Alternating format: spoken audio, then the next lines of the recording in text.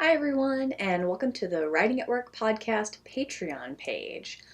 So, if you don't know, the Writing at Work podcast gives folks a peek behind the professional writing curtain, interviewing people in a variety of fields about the writing that they do at work.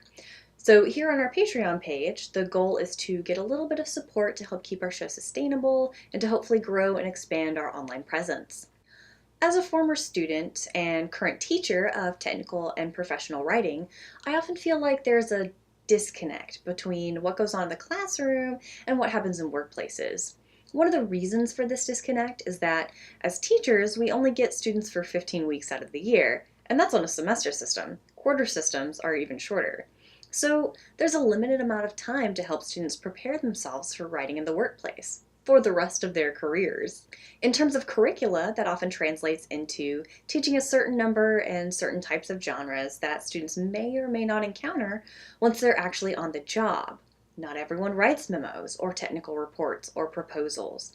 Some professionals write genres that I've never even heard of.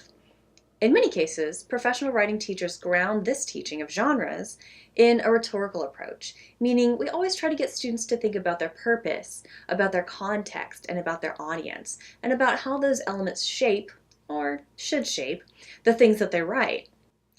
But I think students often still feel like they don't have a good sense of what those practices look like in actual workplaces.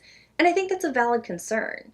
So, my mission with this podcast is to help bridge that gap between the classroom and the workplace, to talk to professionals about how they write what they write, in order to paint a better picture for students about what writing looks like in different professions, from law to healthcare to engineering and so on and so forth. So, how can you help this mission? By becoming a supporter, of course. When you support the Writing at Work podcast, it helps keep us sustainable, and I hope one day that it will help us grow and expand the types of content that we offer and the speed and frequency with which we can offer it. So, thank you so much for checking us out, and as I say on the show, keep on writing.